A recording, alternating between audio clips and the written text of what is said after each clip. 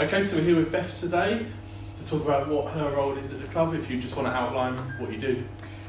So I help Smudge. I'm a sports therapist, so I have been graduated for like nearly 2 years now, but basically I'm quite similar to a sports physio. So I do mainly massages, especially in this kind of environment for the boys, strap-ins, tape-ins, help with the rehabilitation, help with the assessment, and just aid Smudge in everything that he needs really.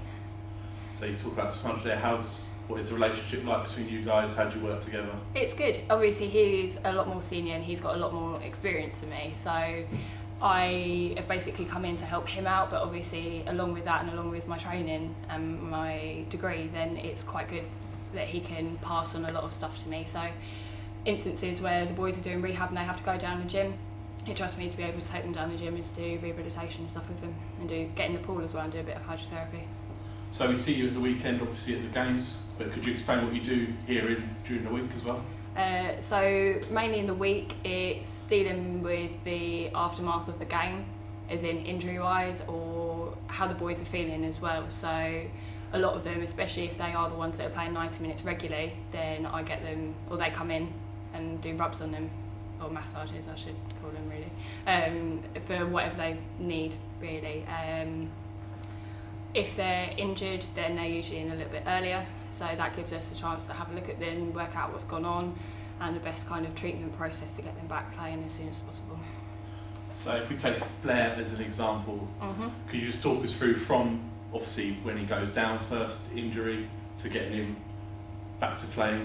What is that process like? Okay, so when Blair went down, obviously Smudge was the one that ran on, so I got it through the intercom thing that basically he was going to be coming off, because just something wasn't quite right and he couldn't quite put his finger on it. So when you're doing a pitch side assessment like that, it can be quite challenging because it doesn't necessarily present the way that it would do clinically, or what we're learned to kind of assume, if that makes sense. So for him, he was taken off. I think we did an assessment again on him, let it settle down a couple of days, or a day or two. He was then sent for a MRI, which showed that he had the cartilage issue, no ligament damage, anything like that. So it was quite clean cut, which is quite rare to an extent, or it's less common. So usually if you're doing that kind of minuscule tear, then you assume that ligaments are going to be involved as well. But he was clean cut, very simple to an extent. So then Smudge knows a lot of people in London. He was sent to someone in London who had a look at the MRI, had a look at his knee.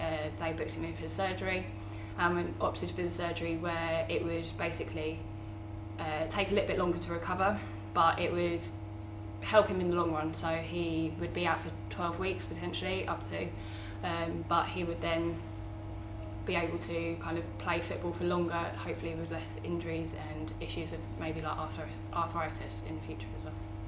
So over the last couple of weeks we've seen him out on the pitch, and there seems to have been a lot of balance work and things like that. What in particular were you looking to do right in that build up to him then playing?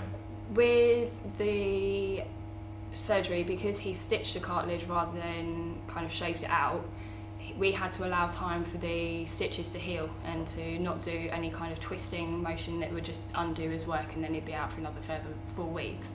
So in that time you do get a lot of like muscle deterioration, so the muscles were non-existent really, or they were just very, very weak. So for that it was building up the strength in the leg, which was the main thing, then adding some twisting and turning in, so just adding that little bit of motion in it.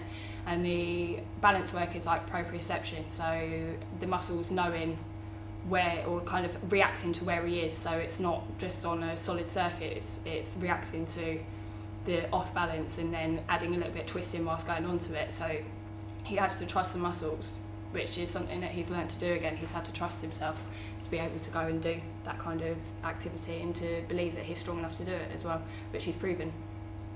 So players these days, I think they're quite lucky really, the amount of support and help they get, but how much is it down to them as well to have, you know, their own discipline, have their own routines to get I think it's massively important, yeah. We never really go chasing the players to come in, unless they're injured, we never go chasing the players to come in and get treatment. So that it's down to them. So there are a couple of good ones that really look after themselves. So Powley and Will, the main ones usually that are always in there, And it's not a negative thing, it's just maintenance.